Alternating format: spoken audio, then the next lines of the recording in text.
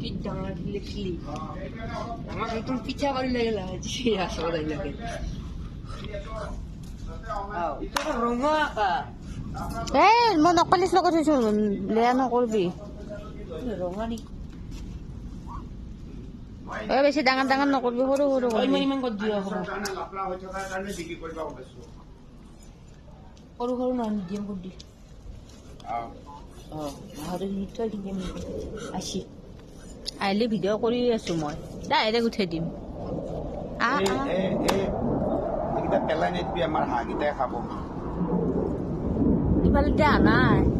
এই সিফাল দি আহি আছে আইব্ৰ' 4খন আৰু ভাল হৈছে